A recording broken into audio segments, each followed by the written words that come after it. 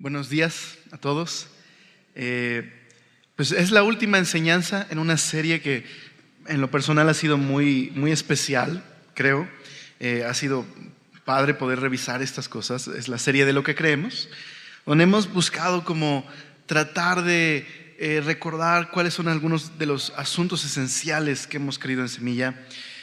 Pero también hemos tratado de no limitarlo a esto es lo que creemos en Semilla, sino esto es lo que creemos que la Biblia dice acerca de estos temas. Y esta última enseñanza es acerca de lo que creemos sobre la oración. Ahora, esto es interesante, hablar de oración, ¿no? Vamos a hablar de cómo hablar con Dios, ¿no? Vamos a hablar acerca de la oración.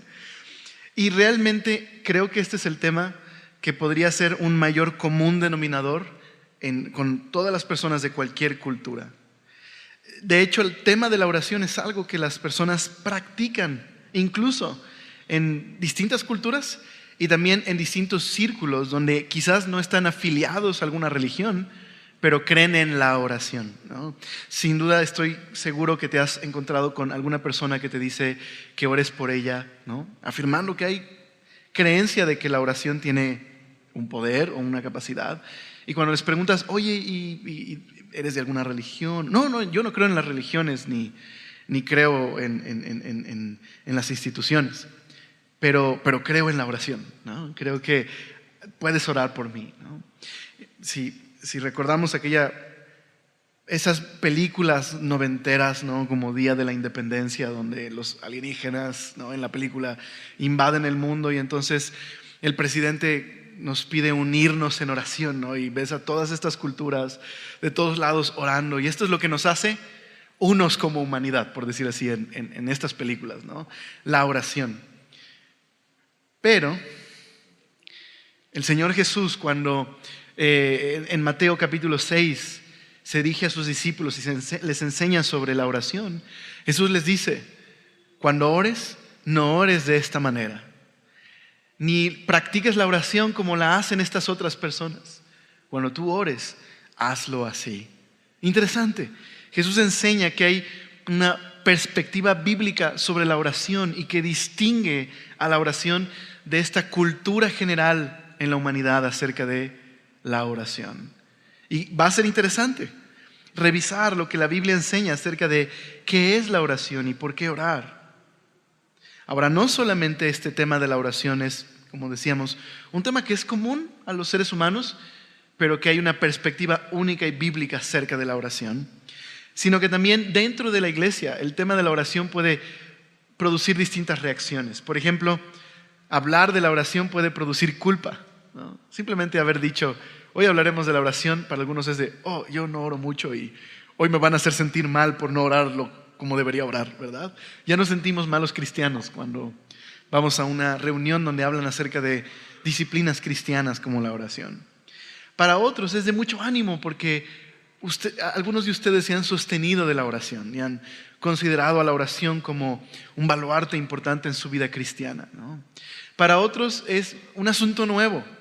Yo quiero aprender a orar, no sé cómo orar, y a lo mejor hay una fórmula para poder orar, ¿no? Y de pronto pensamos que se requieren de ciertas palabras secretas o cierta fórmula para que Dios conteste mi oración, ¿no? Y también nos daremos cuenta que dentro de la cultura cristiana existe este problema de usar la oración como un medio para manipular a Dios y obtener lo que queremos. Y veremos que la oración no es eso. Entonces, bueno, si vamos a hablar de oración, qué mejor que comenzar con oración. ¿Me acompañas? Señor, gracias por permitirnos estudiar tu palabra con libertad, y por favor bendícenos el día de hoy como tu iglesia con este tema y anímanos, Señor, a poder orar, Señor, que no nos traiga desánimo el sentir que no oramos lo suficiente, sino al contrario, Señor, que esto nos traiga el ánimo de poder orar confiando en que tú nos escuchas y nos amas y eres nuestro Padre. Te damos gracias. Amén. Okay. ¿Qué es la oración?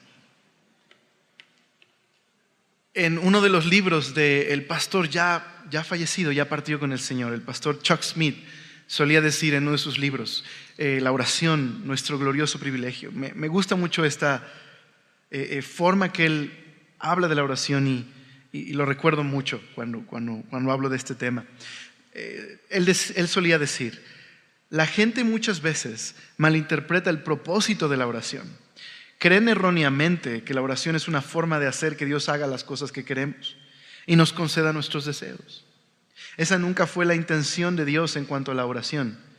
El propósito es que unamos manos con Dios para lograr sus propósitos en la tierra y lograr lo que sin la oración no se hubiera podido lograr. Qué bella forma de hablar de la oración, ¿verdad? Otro hombre de Dios, Kate Samuel, dijo así acerca de la oración: la oración no es un intento de hacer que Dios cambie sus propósitos. La verdadera oración es comunión con Dios. Por medio de ella expresamos nuestra confianza en Él. Buscamos su voluntad para las decisiones de la vida. Nos sometemos a su voluntad, resistimos en su nombre las fuerzas de Satanás para frustrar los propósitos misericordiosos de Dios para el ser humano. Algo que tienen en particular estos dos comentarios sobre la oración, ambos dan en el clavo. La oración no es acerca de nosotros, sino acerca de Dios, ¿verdad? De la relación que tenemos con Él y de sus propósitos en nuestra vida. Es que podríamos decir que la oración es, en su definición más básica, es una comunicación con Dios. Es una comunicación directa con Dios. La oración es un privilegio. Es el privilegio que tenemos de acercarnos a Dios. Y digámoslo así, cuando leemos la palabra de Dios, estamos escuchando a Dios dirigiéndonos y guiándonos. Pero la oración es responder a la voluntad de Dios y ponernos en sintonía con su voluntad, de confiar en Él, expresarle nuestras dudas, inquietudes, frustraciones, nuestro dolor y sufrimiento para poder ser transformados por Él y capacitados por Él para hacer su voluntad. La oración. Tenemos este acceso. Vamos a tratar de ver algunos versículos en la Biblia que nos animarán a orar al Señor. Porque si la oración es nuestro glorioso privilegio, como dijo el pastor Chuck Smith, y tenemos este privilegio de comunicarnos con Él, ¿por qué orar? ¿Por qué deberíamos orar? Porque es parte vital, esencial de la vida cristiana, de manera que no podríamos hablar de un cristiano que no ora. ¿Sí me explico? Lo que trato de decir es, está tan ligado la fe cristiana a la oración que es prácticamente un sinónimo. Un cristiano ora, ¿me explico? Esto es lo que hace. Ora y tiene una relación con Dios. La Biblia utiliza muchas formas para describir la oración. En los Salmos describe la oración como un medio para clamar a Dios y relacionarme con Él y abrir mi corazón. Pablo en el Nuevo Testamento describe la oración como una lucha, como algo que fortalece los músculos espirituales del cristiano. También la oración es vista en el Nuevo Testamento como un medio para poder ser transformados en nuestra manera de pensar por medio de la palabra. Pero ¿por qué deberíamos orar? ¿Por qué orar? Pues vamos a enumerar un par de razones dentro de las muchas que hay, que el propósito es nos traigan ánimo para orar, ¿no? Nos animen a orar. Pues número 1, oramos porque podemos acercarnos a Dios para hallar socorro y gracia. Podemos acercarnos a Dios. Acompáñame a Hebreos capítulo 14. Capítulo 14. Ni existe, ¿no? Capítulo 4, versículo 14. Ya los iba a tener ahí buscando, ¿no? Alex, en mi Biblia no hay Hebreos 14. No, pues no. Hebreos 4, versículo 14.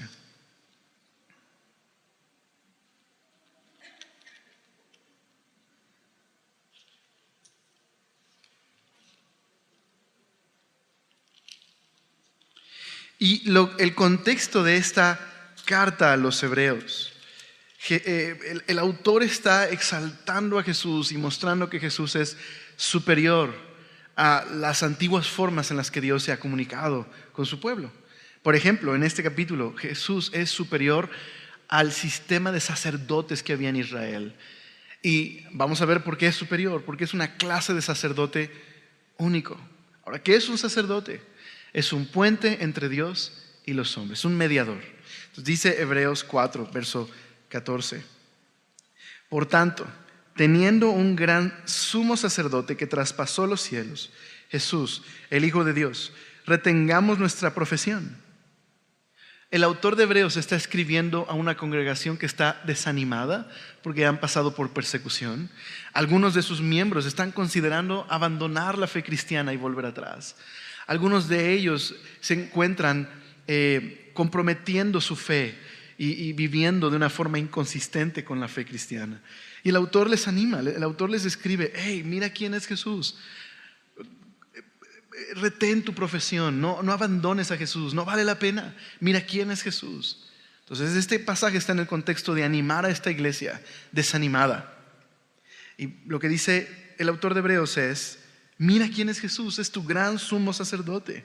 Y dice el verso 15: porque no tenemos un sumo sacerdote que no puede compadecerse de nuestras debilidades, sino uno que fue tentado en todo, según nuestra semejanza, pero sin pecado.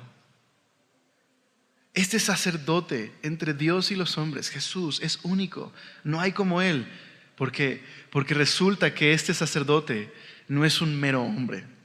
Es Dios que se hizo carne por medio en Cristo, y que Jesús sufrió de tentación y dificultad, pero nunca pecó. Se identificó con la humanidad quebrantada por el pecado. Se identificó con nosotros.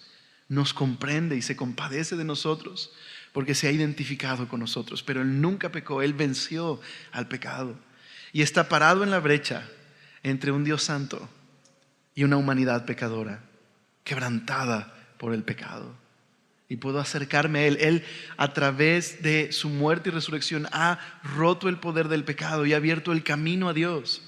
De manera que, dice el versículo 16, si Jesús es así, este sumo sacerdote, por lo tanto, dice el autor, acerquémonos pues confiadamente al trono de la gracia para alcanzar misericordia y hallar gracia para el oportuno socorro. Es una invitación a una relación especial con Dios, una relación de gracia y perdón. Se nos invita a acceder directamente a la presencia de Dios por medio de Jesús. Él está ahí en la brecha cuando estamos desanimados, cuando estamos considerando abandonar nuestra fe, cuando estamos comprometiendo nuestra fe al ser inconsistentes en nuestro caminar. Él está ahí. Él se ha identificado con nosotros, pero ha vencido, nunca pecó y ha abierto el camino a Dios. La oración es el medio que Dios nos ha dado para acceder a su presencia por medio de Jesús. Pues qué privilegio, ¿verdad?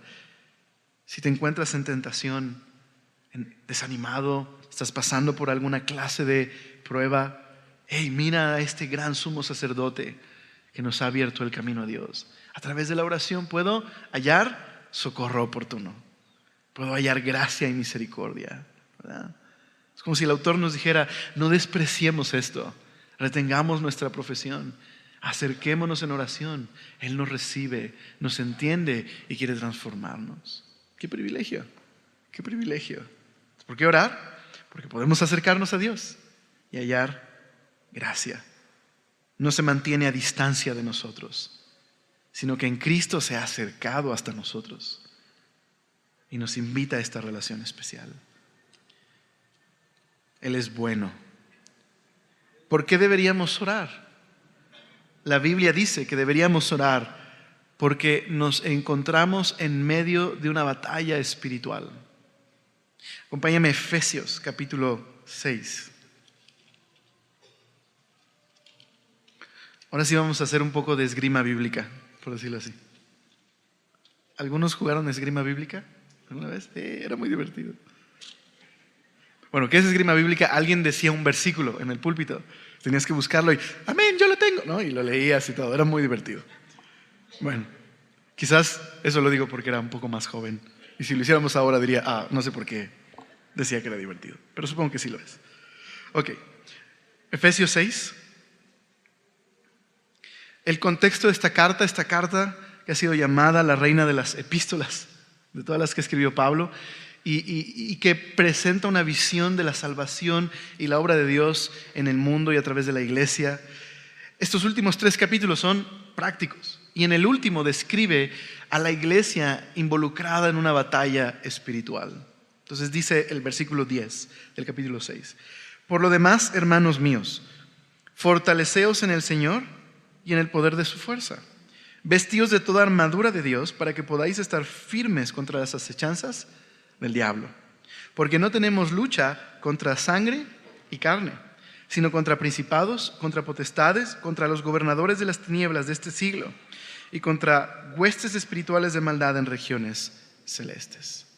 Entonces, Pablo dice que existe una batalla espiritual. Verás, en la Biblia hay una realidad física y una realidad invisible que es espiritual.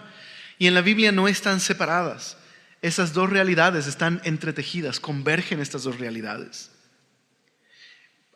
Pablo utiliza una palabra para describir en Efesios esta realidad, le llaman los lugares celestiales. Es una esfera de poder invisible que converge con nuestro mundo y hay actividad espiritual y física en nuestro mundo que Dios ha creado. Pero ¿qué es lo importante? Pablo afirma nuestra batalla no es contra carne y sangre, sino contra, y describe estas huestes espirituales de maldad y acechanzas del diablo. Okay. ¿Qué es esto? ¿Verdad? ¿Qué significa esto? Bueno, y no saltemos inmediatamente a la conclusión de que esto se refiere a gente poseída por demonios, aunque la Biblia sí describe que existe tal actividad y que Jesús se enfrentó a esa oscuridad y a esa opresión que tenía esclavas a las personas. Pero, ¿qué es lo que tiene en mente Pablo? ¿Cuál es la visión bíblica? Nos recuerda Génesis 3 y la tentación y cómo el hombre cede en su orgullo a la rebelión, escuchando a esta entidad malvada personal que trae esta influencia a su vida, pero él toma la decisión de rebelarse contra Dios y redefinir lo que está bien y lo que está mal a su propia prudencia. Entonces, la visión bíblica sobre el mal es la siguiente: este es el mundo bueno de Dios, pero está sujeto a la maldición del pecado. Y el mal en el mundo no es simplemente las malas decisiones de la gente. ¿Por qué actúa la gente tan irracionalmente a veces? ¿Por qué a veces hacemos cosas que definitivamente sabemos que no quisiéramos hacer y son autodestructivas y a veces hasta las disfrutamos? ¿Por qué una nación como Alemania, que estaba en el pináculo de la tecnología y la educación en su tiempo, hizo algo tan irracional como creer que la extinción de miles de personas era algo bueno? No solo son las malas decisiones de las personas. Hay una realidad personal malvada que opera en y a través de una humanidad fracturada, egoísta y orgullosa. Así que no es que Él es el causante de todo, pero hay una potencia poderosa que trae una influencia sobre esta humanidad rebelde y caída y egoísta, y la incita a usar su egoísmo y su orgullo para autodestruirnos y traer más daño en el mundo. Y Pablo dice, hay una realidad espiritual. Entonces, imagínate en el contexto, Pablo hablando a cristianos que están siendo perseguidos y que incluso comenzará Roma a ejercer poder para tratar de extinguir la fe cristiana de Roma. Y Pablo les dice, no es contra carne y sangre. ¿Cómo? Si es Roma la que está tratando de... No es carne y sangre. Hay una realidad espiritual que no solo trae influencia sobre individuos, sino incluso sobre culturas. Y explota su egoísmo y su orgullo. Pablo dice, no ignoremos esto. No ignoremos las acechanzas del diablo. Entonces, con acechanzas del diablo, ¿qué es lo que debería traer a mi mente? ¿Cuál es la batalla? Pues en el contexto de Efesios, Pablo en los capítulos prácticos de la carta habla de la importancia de que la iglesia camine en unidad, no en divisiones y orgullo y egoísmo. Les anima a permanecer en pureza sexual, a no practicar la inmoralidad, sino a confiar en Dios y a verlo como un regalo de Dios. Pablo les dice, al que robaba no robe más, sino trabaje, y con sus manos comparta con el que no tiene. Y al que mentía, no lo haga más. Hable verdad con su prójimo. Y Pablo habla de no ceder a la amargura, al odio, sino perdonar a otros como Dios nos ha perdonado en Cristo. Entonces, ¿cuáles son las acechanzas del diablo? Descalificar el testimonio del cristiano y de la iglesia, al incitar su orgullo y su egoísmo para ser inmoral, impuro, egoísta, lleno de ira y de malicia y venganza.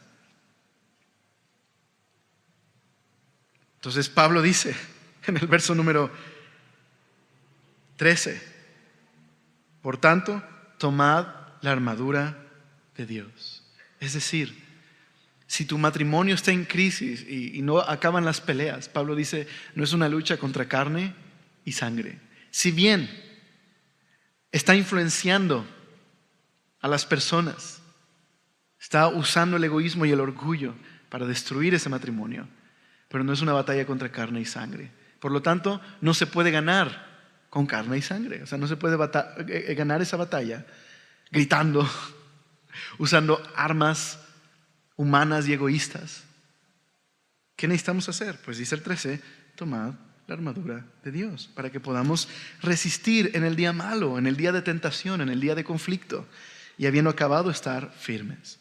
Pablo luego describe la armadura del cristiano, utiliza la armadura de un soldado romano para hacer una analogía de ponernos la justicia y la verdad y el evangelio en nuestros pies, que sea nuestra base y nuestra firmeza y la salvación como un casco.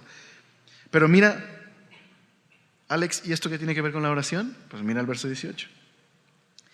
Orando en todo tiempo, con toda oración y súplica, en el Espíritu, es decir, guiados por Dios, controlados por su Espíritu, energizados por su Espíritu, y velando en ello, con toda perseverancia y súplica por todos los santos. Y luego Pablo también dice, y oren por mí para que pueda ser un fiel representante de Jesús, a pesar de estar como prisionero por causa del Evangelio.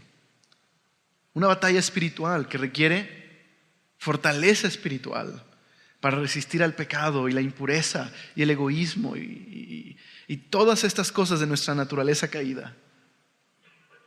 Necesitamos orar. La oración es vital en el cristiano. Es, digamos que, como decía Hudson Taylor, el ejército de Dios gana la batalla. ¿Por qué? Porque marcha sobre sus rodillas. ¿Verdad? Así es la batalla espiritual. Necesitamos orar. Hermano, ¿te sientes en una batalla espiritual? Ora. Busca al Señor, fortalécete.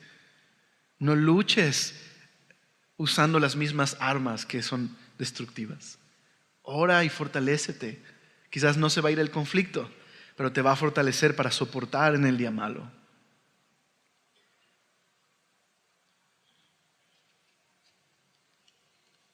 ¿Por qué más deberíamos orar? Porque nos da libertad de la ansiedad. Nos da libertad de la ansiedad. Vivimos en un mundo que se ha vuelto cada vez más difícil, ¿verdad? Ser libres de la ansiedad. Dice el pastor Isaac que un cristiano fue al doctor y tenía sueños extraños y le dijo al doctor, no lo soporto. Todas las noches oro 1 más 2, 1 más 2, 1 más 2. Esto se ha vuelto constante, me quita la paz. ¿Qué significa? ¿Qué es? Y el doctor le dijo, estrés, ¿no?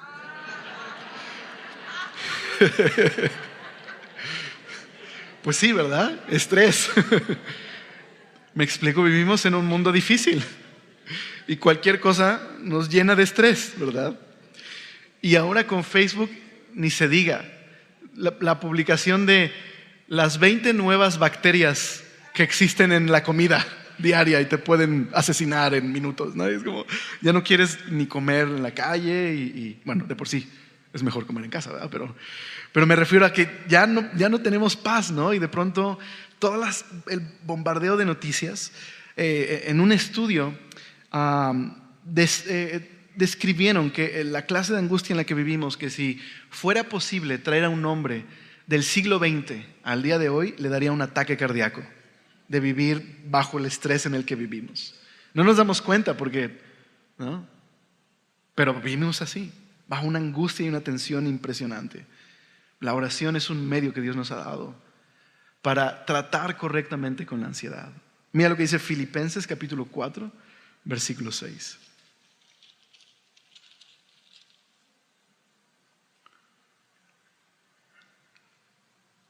Algunos de nosotros padecemos de tanta angustia que hasta leemos estos pasajes y nos da angustia leerlos, ¿verdad? ¿Te ha pasado? Que los lees y no voy a poder orar, no sé si voy a ser libre de la ansiedad, ¿no? Es real, ¿no? Pero dice el verso 6.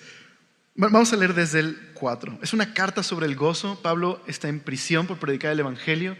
Los cristianos en Filipos están sufriendo de la persecución en su propia comunidad y Pablo les escribe para animarles, incluso se pone de ejemplo y les dice en el verso 4: regocijaos en el Señor siempre. Otra vez digo, regocijaos.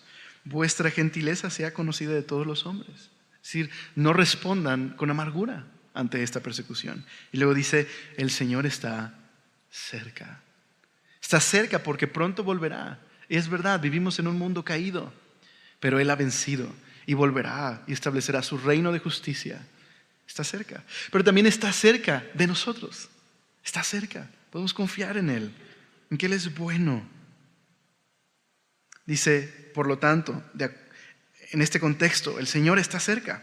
Por tanto, dice, por nada estéis afanosos, sino sean conocidas vuestras peticiones delante de Dios en toda oración y ruego, con acción de gracias. Y la paz de Dios, que sobrepasa todo entendimiento, guardará vuestros corazones y vuestros pensamientos en Cristo Jesús. Qué increíble promesa. ¿Te das cuenta? No está prometiendo ora y Dios va a contestar exactamente lo que pides.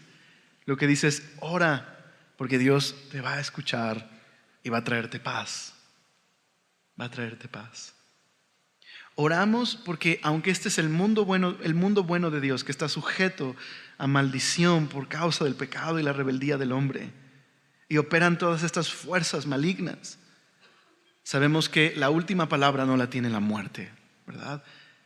Sino la victoria de Dios al resucitar a Jesús.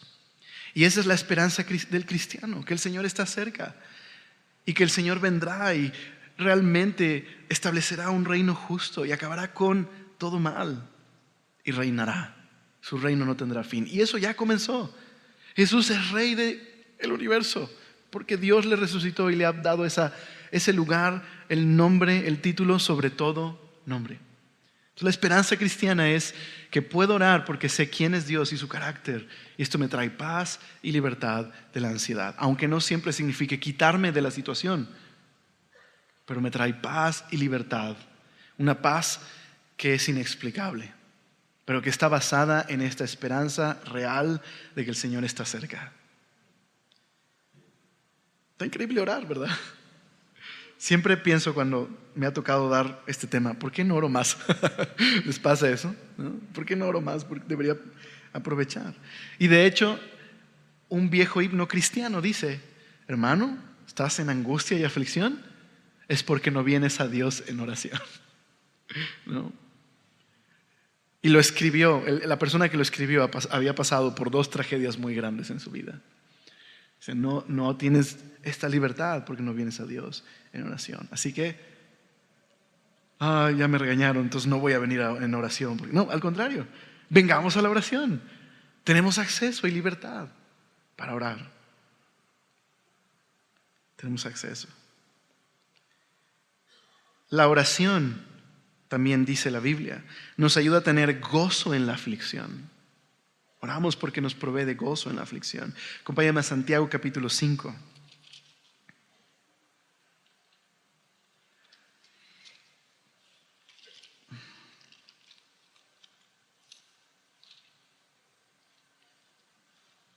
Santiago capítulo 5.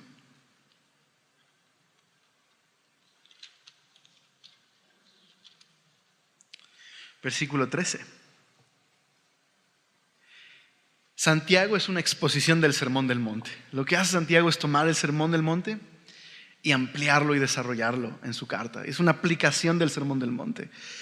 Y en el versículo 13, en estas instrucciones finales a la iglesia, Santiago dice: ¿está alguno entre vosotros afligido?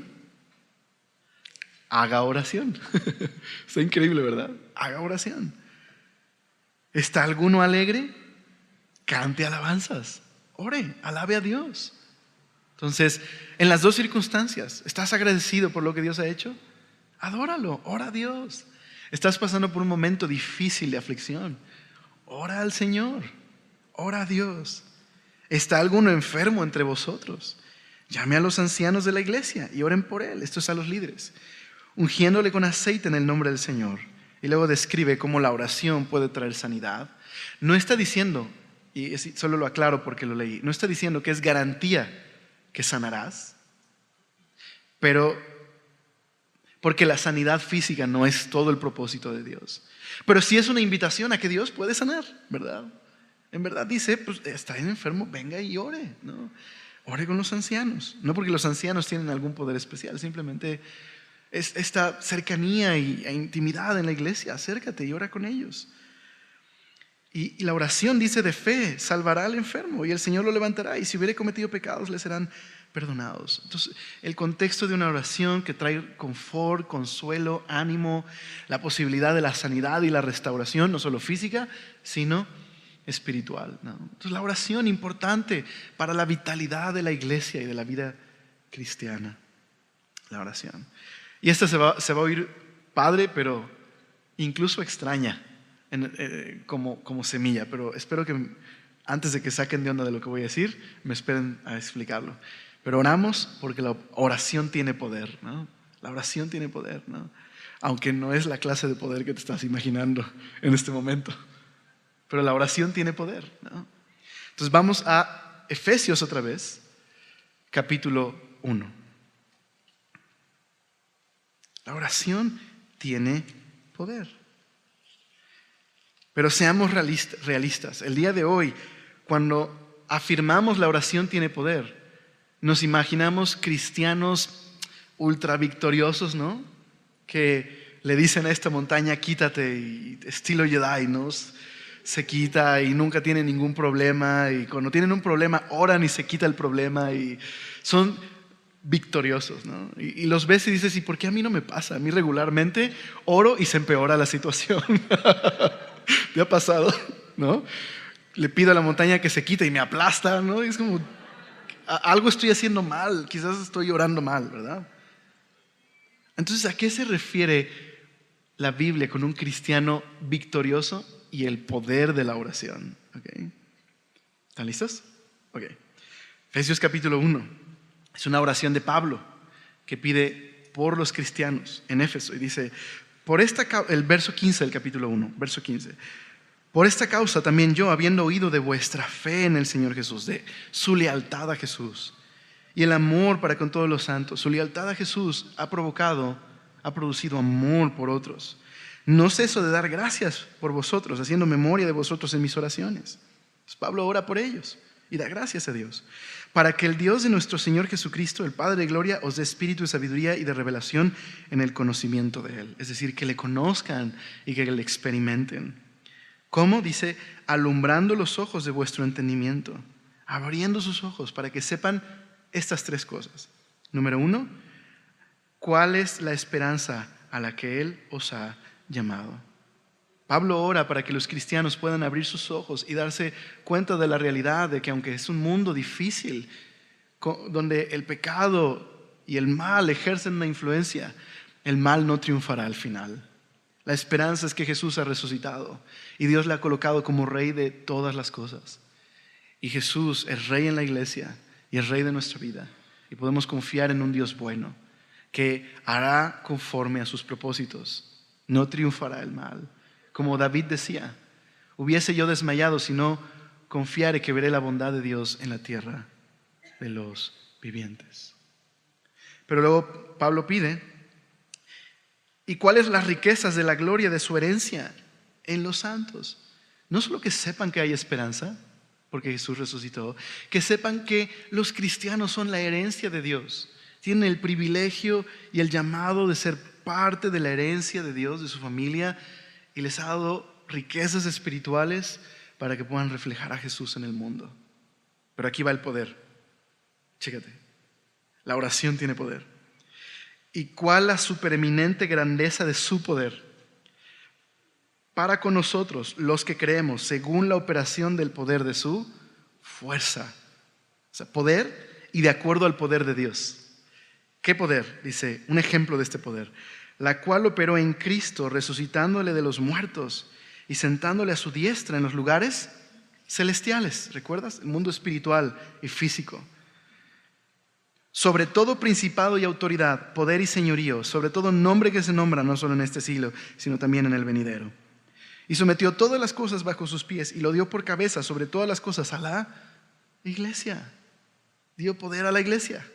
Aquel que, dice, la cual es su cuerpo, la plenitud de aquel que todo lo llena en todo. Entonces, poder. Poder que resucitó a Jesús de los muertos y lo puso en una posición donde está sobre cualquier autoridad espiritual y humana. Es rey sobre todo. Y dio poder a la iglesia. Ok. Pero, ¿en qué consiste este poder? Eso es lo importante. ¿Cómo llegó Jesús a resucitar de los muertos? ¿Cómo venció el mal Jesús? Al humillarse y sacrificar su vida por los pecados. Al servir y amar a los enemigos y dar su vida por ellos. Y Dios le ha resucitado y le ha puesto sobre todo nombre. Cuando decimos que la oración tiene poder, es porque creemos que el poder que resucitó a Jesús está actuando en nosotros. Pero no para hacernos Superman, sino para transformarnos, que hemos sido rescatados de una vida egoísta y de orgullo que nos dominaba. Pero este poder nos hace libres para seguir el ejemplo de Jesús, que nos ha unido Dios a su vida resucitada, de amar a los enemigos y servir a nuestro prójimo y amar a los demás, para que yo pueda ser menos yo y más como Él. Increíble, eso es poder. ¿Qué puede hacer que uno que estaba muerto totalmente pueda el día de hoy ser un humano completamente nuevo y renovado, que pueda amar a Dios y obedecerle? Eso es poder. Poder para sujetarme a Dios, poder para servir a otros, para hacer a un lado cuando es necesario mis derechos por mostrar amor a los demás. El pastor Tim Mackie tiene un ejemplo que cita en sus conferencias de Efesios sobre un pasaje de la biografía de Dietrich Bonhoeffer. Dietrich Bonhoeffer fue un pastor luterano en Alemania que vivió bajo la Alemania nazi, y en la biografía que escribe Eric Metaxas, una buena biografía, Dietrich Bonhoeffer en esta Alemania nazi encontró a dos hermanos cristianos que tenían casas para personas discapacitadas mentalmente.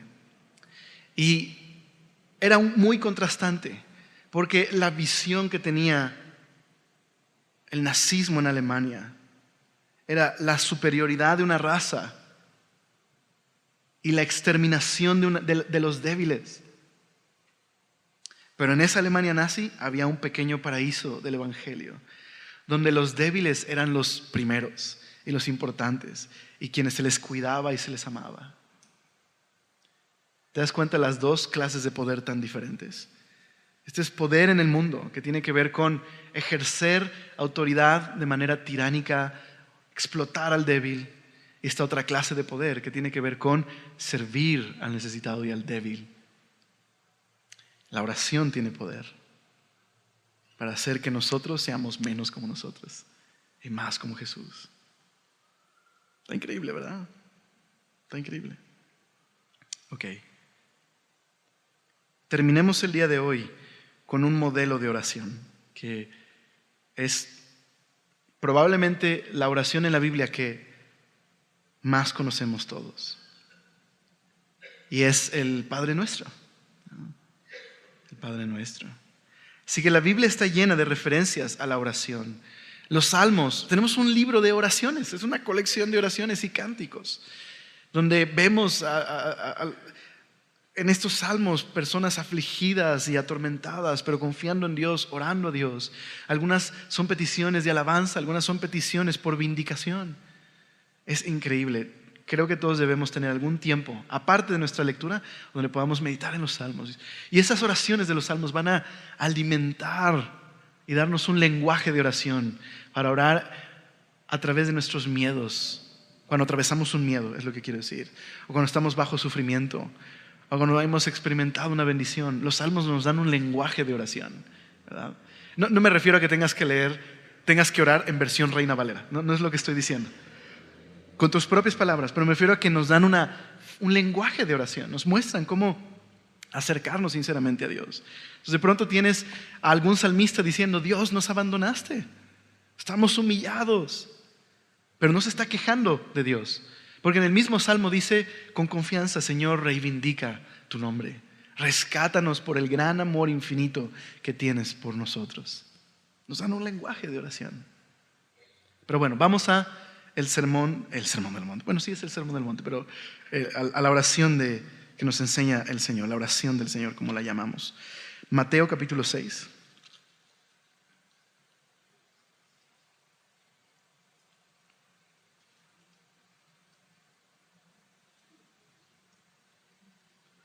Oramos porque tenemos acceso a Dios para hallar socorro oportuno. Oramos porque es el medio que Dios nos ha dado para tratar con la ansiedad. Oramos porque estamos en una batalla espiritual. Oramos porque Dios nos puede dar gozo en medio de la aflicción. Oramos porque es poder que recibimos para vivir como cristianos. Pero un modelo de oración. Decíamos al principio, el tema de la oración es un tema común a la humanidad. Pero Jesús hace una diferencia. No ores de esta forma. Cuando ores, hazlo así. Ubica a la oración dentro de un contexto cristiano, bajo una visión, un modelo que hace a la oración distinta a todas las demás expresiones de oración. Y evidentemente esto se lo enseña a sus discípulos. No debería acercarme con la gente que no conoce a Jesús y decirles: oras mal. ¿No? Necesitan conocer a Jesús. Esta oración es un ejemplo para aquellos que hemos decidido seguir a Jesús. Que Dios quiere transformar nuestras ideas de la oración. Entonces, dice el capítulo 6, versículo 5. Cuando ores, dice Jesús, no seas como los hipócritas, porque ellos aman el orar en pie en las sinagogas y en las esquinas de las calles para ser vistos de los hombres. De cierto, os digo que ya, de cierto os digo, dije dos desiertos. Es que siempre dice eso Jesús y siempre lo meto, no sé por qué. Pero llevo como una semana que le agrego desiertos al texto, perdónenme. De cierto os digo que ya tienen su recompensa. Mas tú, ¿notas el contraste? Mas tú, cuando ores, entra en tu aposento y cerrada la puerta, ora a tu Padre que está en lo secreto, y tu Padre que ve en lo secreto te recompensará en lo público. Ok, un poco de contexto.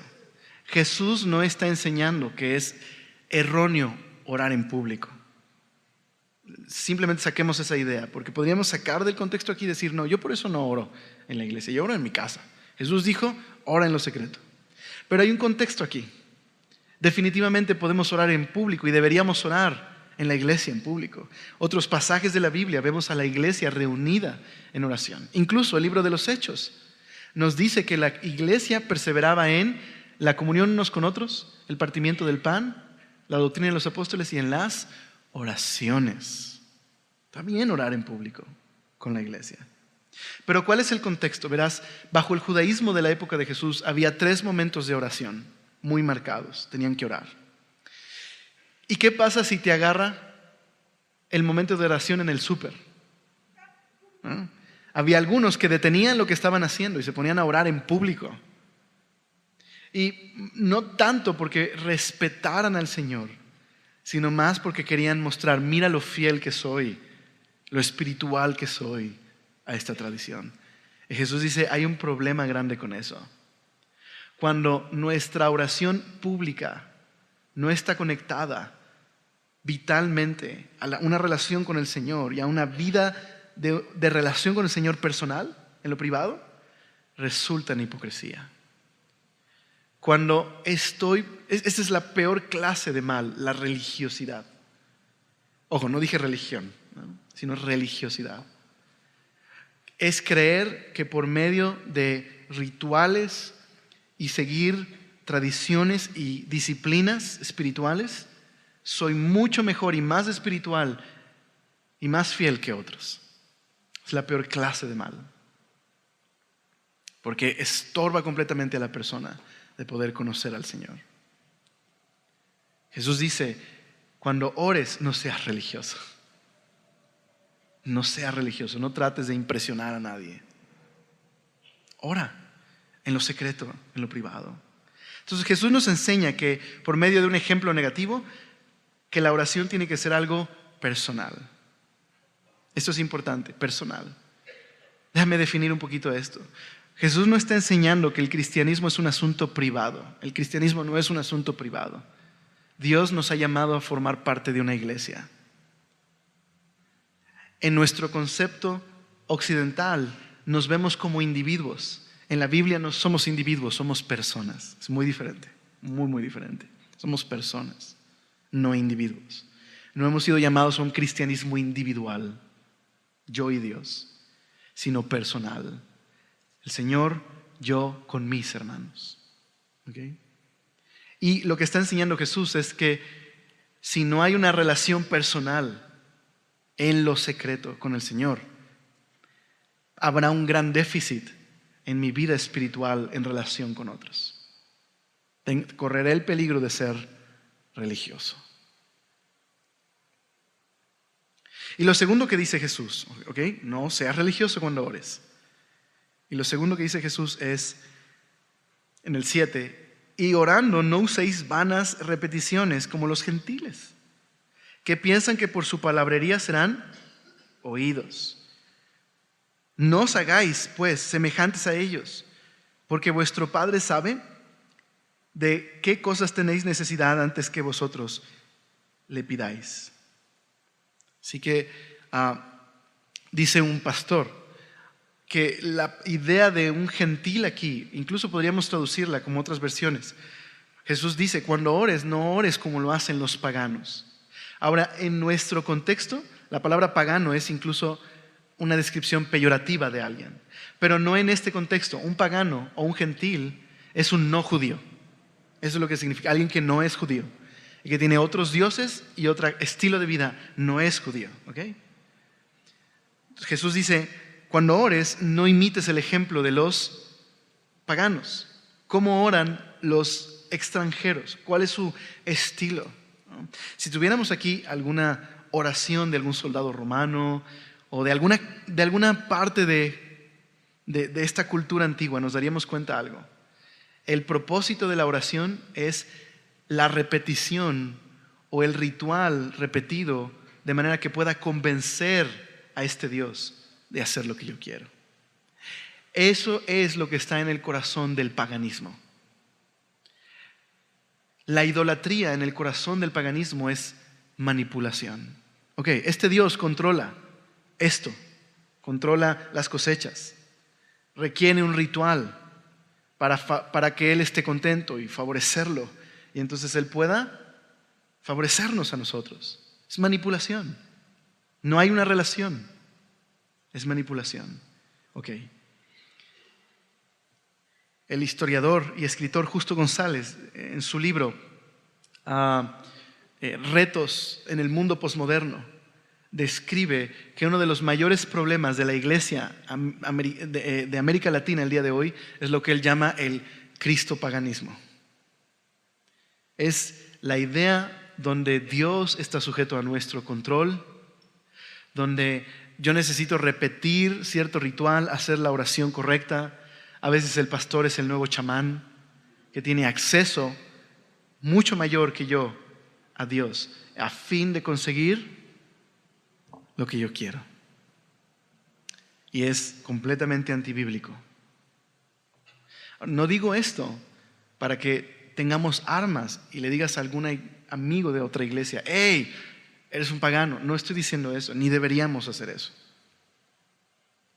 Porque aún en Semilla hacemos eso, ¿verdad? Aún uno teniendo la doctrina correcta podría estar tratando de manipular a Dios de alguna manera. Pero sí es cierto que en muchas iglesias, tristemente, el eje de su doctrina es este cristopaganismo. Necesitamos resistir esa influencia, amar a la iglesia, porque es la iglesia de Jesús y la ama, y Dios se encargará de hacer su obra en la iglesia. Pero resistamos esta influencia. No podemos ni deberíamos tratar de manipular a Dios. Número uno, no podemos. Es el Dios soberano, creador de los cielos y la tierra, lo cual todo está sujeto a Él. No puedes manipular a Dios. Ni le puedes sobornar. Ni Él está en deuda con ninguno de nosotros. Decía un amigo con el que platicaba ayer, cuando tengo la idea de le he dado esto a Dios y Él no me contesta, es como, hey, Dios no está en deuda contigo, tú estás en deuda con Él. Y de hecho Él pagó la deuda que no podías pagar, tu pecado. Dios no está en deuda con nadie. Él es fiel y bueno. Así que no debería tratar de manipularlo, porque no se puede, y porque incluso es ingenuo tratar de manipularlo. Él es bueno. Él es bueno. No necesito tratar de manipularlo. Lo vamos a ver. Es un Padre bueno que quiere contestar mis oraciones. Se deleita en responder a sus hijos, de acuerdo a sus buenos propósitos en el mundo y para nosotros. Tenemos un buen Padre. Simplemente, mira lo que Jesús dice, ok, no ores así. Ni trates de convencer a Dios. No te va a escuchar porque repitas y entonces lo fuerces a contestarte. No necesitas hacer eso, te ama. Dice, si Dios ya sabe lo que vas a pedir, ora. ¿Verdad que nosotros lo tomamos al revés?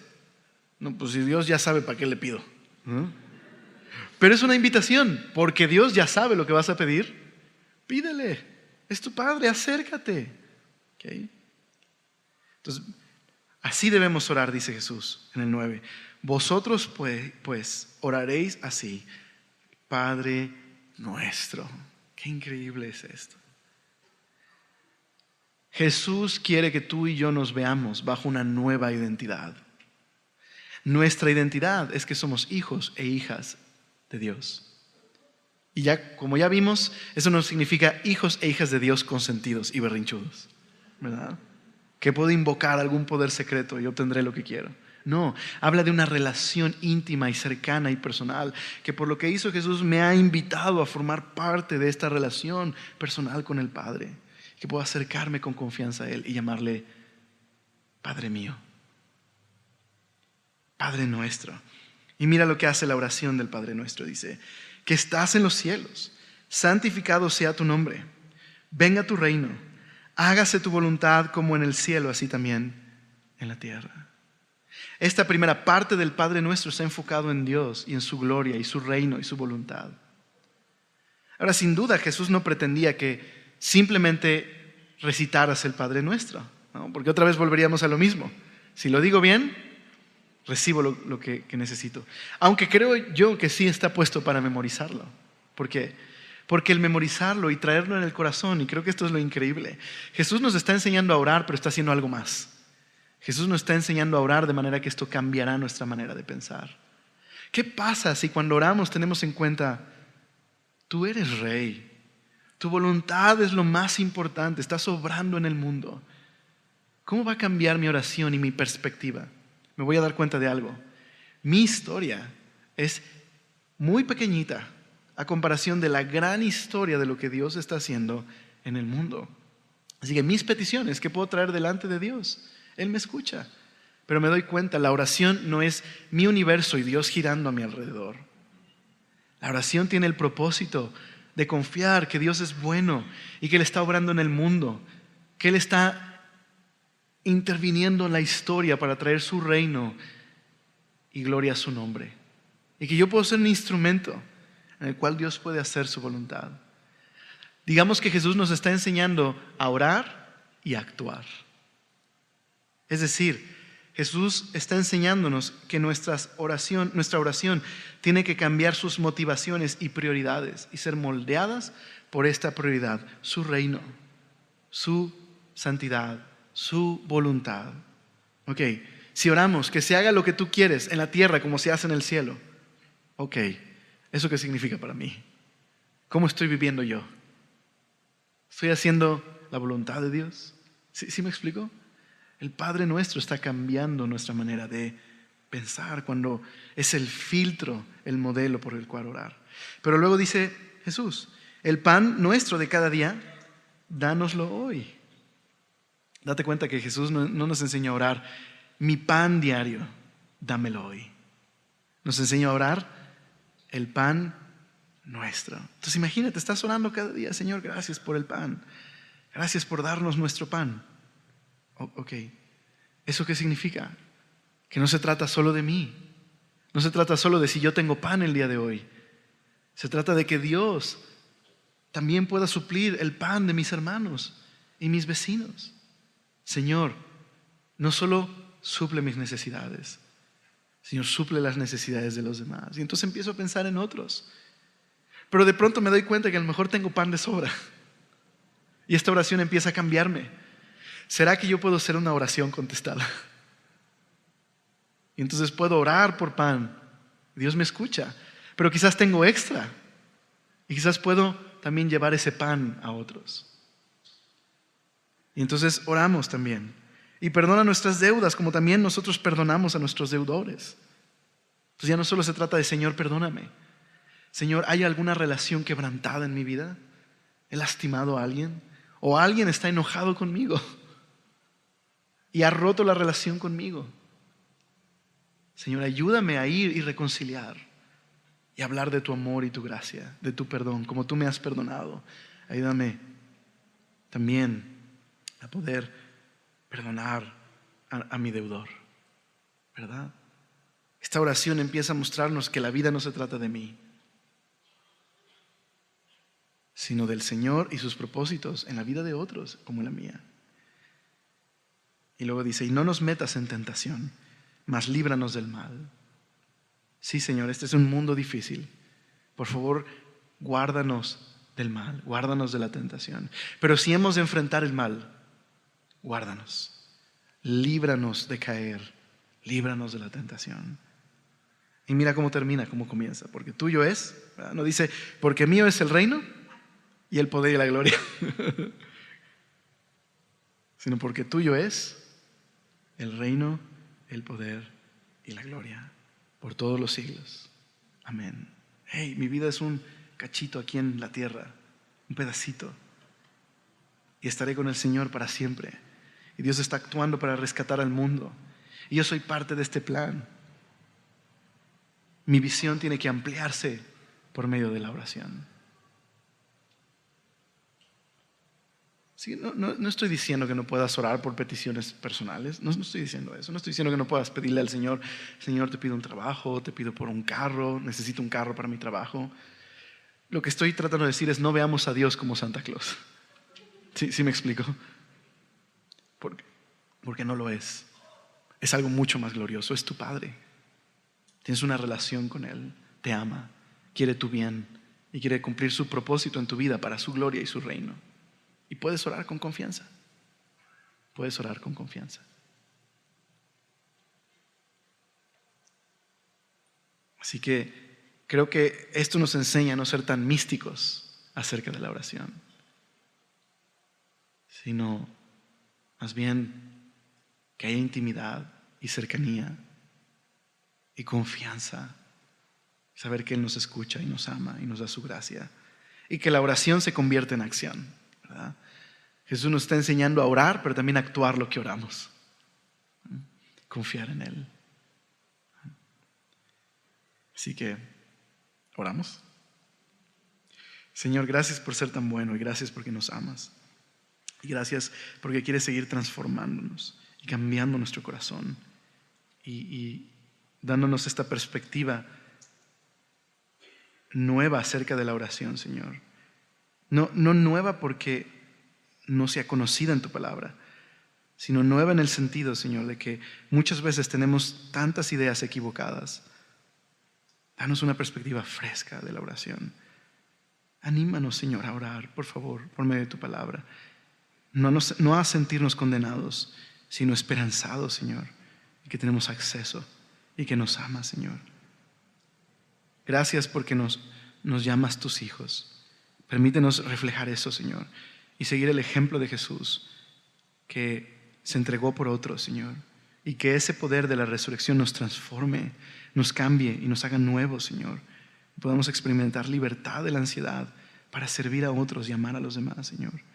Te damos gracias.